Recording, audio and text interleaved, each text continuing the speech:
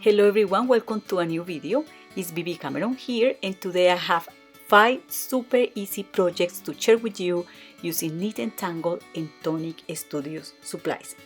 Because this week, these two crafty companies are having a collaboration over the Knit and Tangle blog, and I'm super happy to take part in this activity because I also have the honor to design for these two companies.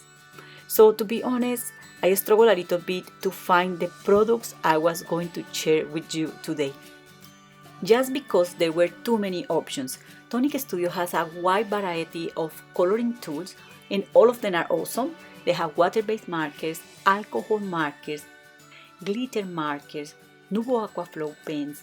They also have embossing paste, Nuvo mousses, Nuvo drops, and when I was thinking which of them I should use for today, I just thought I shouldn't use any of them. Instead of that, I want to share with you some of the tools I use from Tonic Studios in daily basics. And I also was looking at the Knit and Tangle February release, which is this one here, and I could not help myself, but I absolutely adore this Panda die. It doesn't have a cutting edge over this area here, so it doesn't cut the whole shape. Then I also grabbed this die set by Tonic Studios. It's called Cupcake Treat Box. This die is a kind of insert that coordinates also with the Cupcake die, the Halloween one, but the original set comes with all these parts here, and today I think I'm going to use just this frame and also the two little dies to cut a tag. Okay, I want to show you something here, and it's that this Panda die kind of fit just in that box panel. You see there, you will have a little bit of the ears out of the panel, but that's perfectly okay. It really doesn't matter. I'm going to show you how that looks later. So now I'm going to grab my Tonic Studios Maxi Guillotine, which is the best guillotine I have ever used. I love this guillotine. It just cut paper like butter. You know, I have it 1 year ago and the blade is still sharp. No problem at all. Now I'm going to place the die on top of those two pieces of paper, which are actually an A4 sheet of cardstock cut in half, and I'm going to secure the die using a low tack tape. And I'm going to be using the die cutting machine by Tonic Studios. You will have to forgive me because my son just make a draw on this die cutting plate here. It looks terrible, and of course this has been well used. And this is the die cutting machine, so you can see it there. It is a large format die cutting machine. It's very soft to operate, and as I'm working on my dining table and is made out of glass, the craft mat doesn't have any adhesion there and is moving, but if I was working on other surface, this is not going to move. I just have to tell you that because you can see the mat moving there, but I'm not making any strain really. So this die cutting machine just cut paper like butter. I just put 2 layers of very thick cardstock. This is 300 grams cardstock, and it won't have a problem to die cut them both in one go. Okay, so now I have the 2 pieces I need to create the box, and now I need to die cut the panda from that panel. So I'm going to run this through the machine. Now you can see how this panda die cut the paper, and it's just beautiful. It just die cut the eyes and the ears of the panda, also the nose, and you get that beautiful detail on that panel. So I was experimenting with this box, and then so many ideas came to my mind. You know, you can create windows on envelopes, and because this die is so clever, you can create effortless and beautiful projects in time record. So another thing I want to tell you is about the tangerine die cutting machine is that when you die cut the paper with this machine, you will always get that sharp die cutting lines at the edges of the die cuts, also embossed. So you can see here better what I mean. I hope you can see there all the edges of this die cut, and you won't get any scratch or mark from the embossing plates or the die cutting plates embossed on your cardstock. So I'm going to fold all the scoring lines, and the main panels to create this box are done.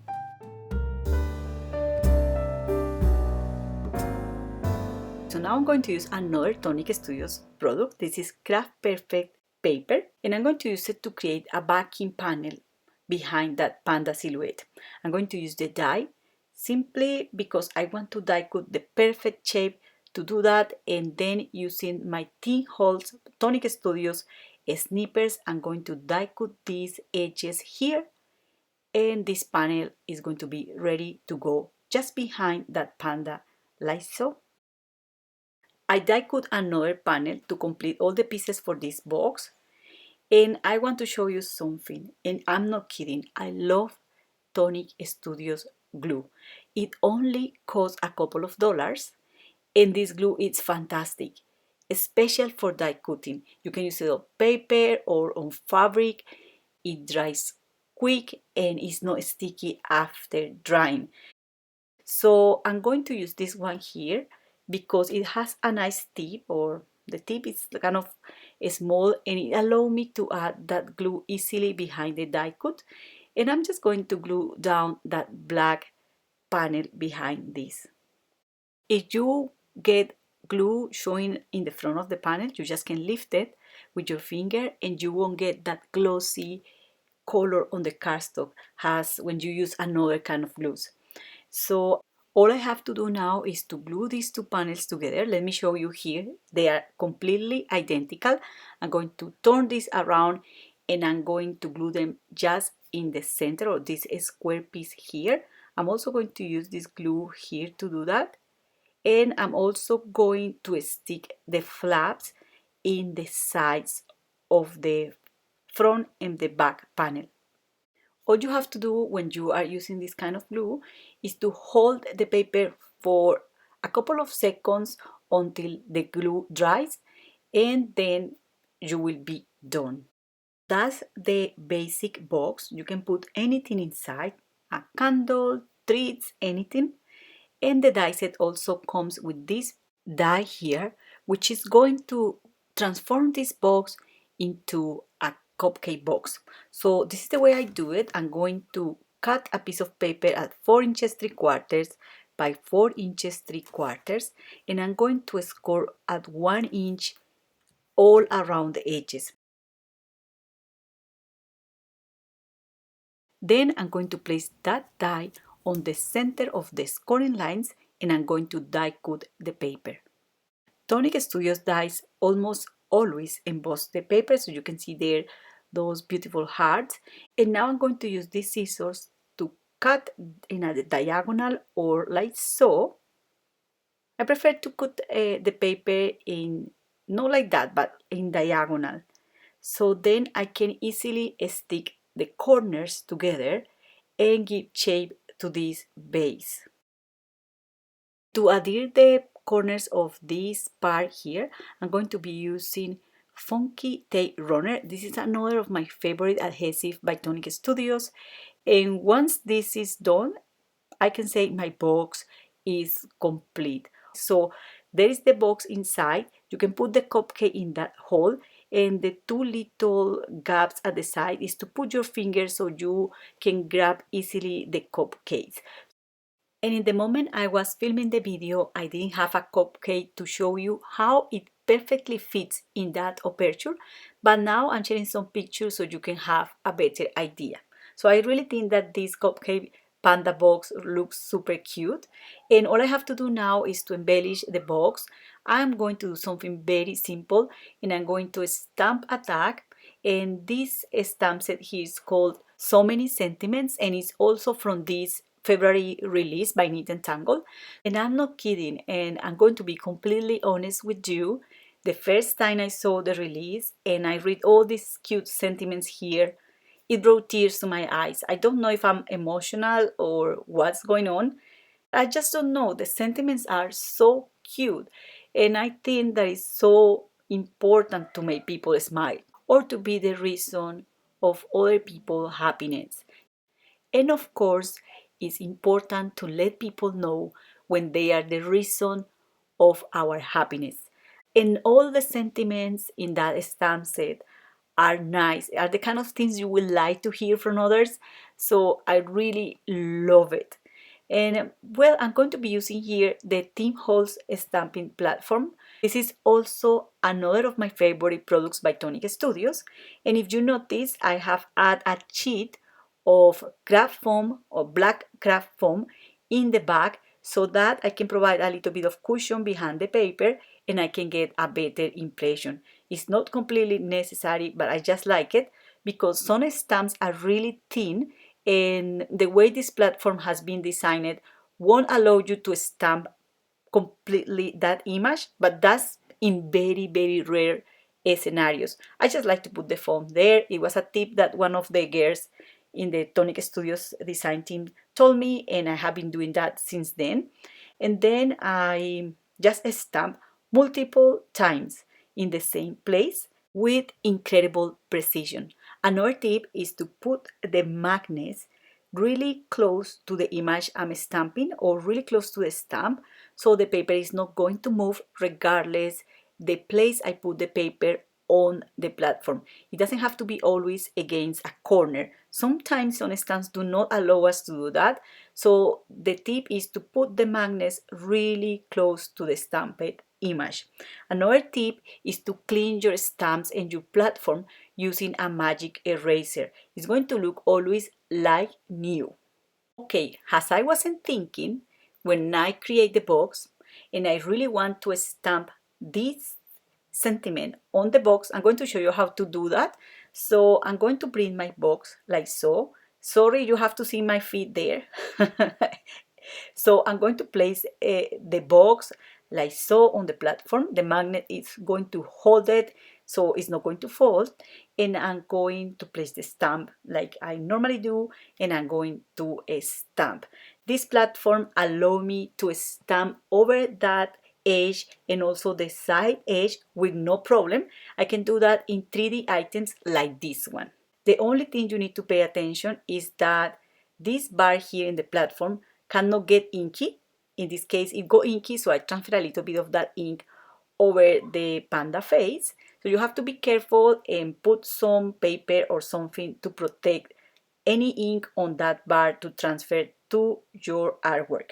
I accidentally got ink there, so I'm going to use a bow die to create a little bow, and I'm going to cover that stain with this bow here and problem solve it.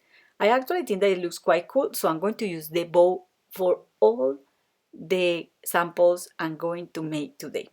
So now I'm going to pierce a hole here just to be able to pass through that hole ribbon or twine. The die set to make this cupcake box also include this die here, which is special to die cut the slot to pass through it the ribbon or twine, but in this case I'm just going to keep it simple and I'm going to add this kind of lace and I'm going to add a tag to this box. You are going to need from 3 to 5 minutes to create a box like this one. If you are mass producing, then perhaps you can reduce the time at 2 minutes if you have all the paper cut and ready to go. But of course this video is a little bit longer because I have been showing you tips and the tools I use. So I also like to wrap the twine around the ribbon I put in the top of my boxes like that. I just make a knot there and it's super easy and it's also nice and decorative and it's very easy to add the tag as well. So I added the tag here. I just made a knot on the top. There's nothing special about it, and this is the box. So my son bring the wobbling eyes jar, so I have to add the eyes to the box, but to be honest, don't tell him. But no, it's not a good idea. I really like the die cuts just plain, not with the eyes, but of course that's optional. I want to show you how it looks.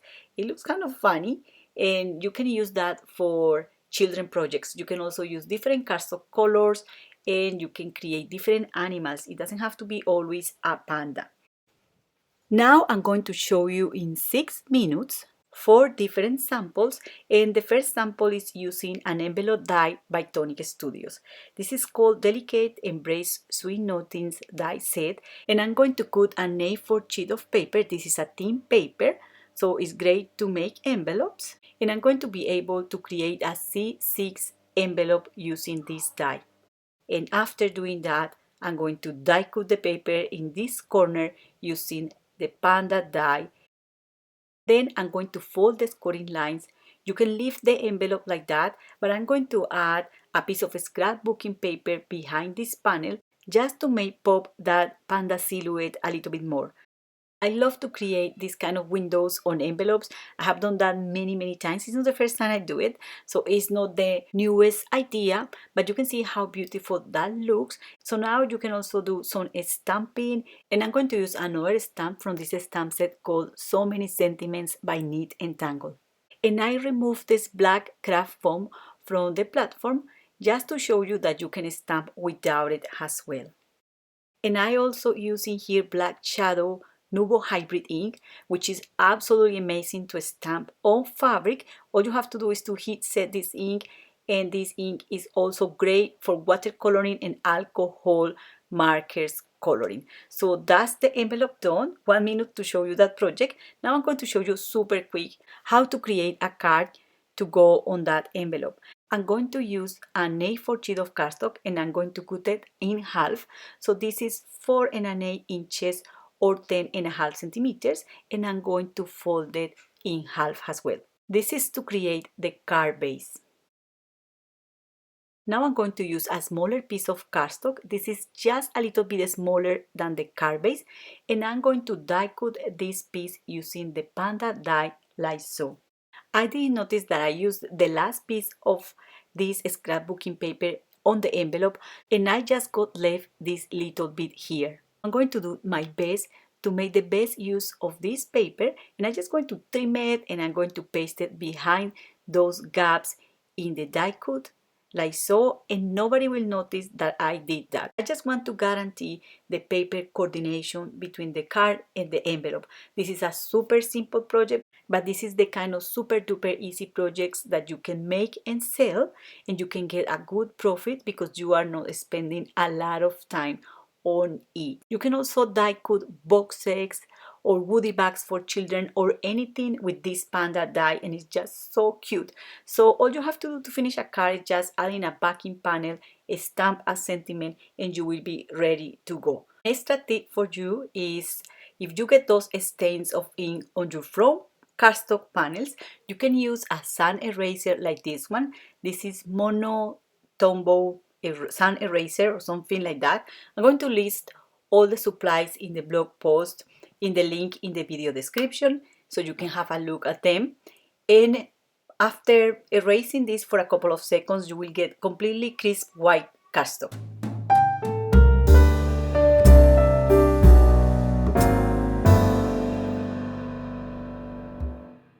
And to finish this card, I'm going to embellish with this tiny little paper bow, and this is the same bow I use for the cupcake box, but in this opportunity I just completely fold the top of the bow so it got more dimension, and that's it. This is my card and envelope finish.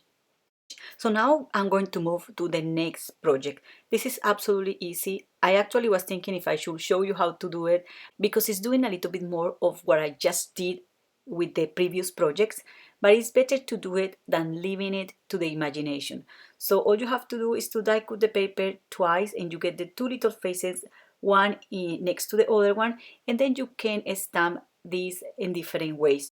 And from here I'm going to do exactly the same I did for my previous card, and this could be two girls, two boys, or a couple. You can also stamp different sentiments and use different cardstock colors. And I have a last project for you today. This could be a super quick and easy children party invitation, and I'm using here a couple of products from the last February release by Knit and Tangle, and also some Tonic Studios dies. So the first thing I did was die cutting with the Panda die a piece of white cardstock, and then I glue behind a piece of black cardstock. I trim with scissors all around the edge of this silhouette. You can guide yourself because the die produce on the paper a kind of embossed area, so you can see clearly where you have to cut. And once you have this done, all you have to do is to add a little embellishment, and the panda will be done. I'm using here a die set called Party Time by Tonic Studios.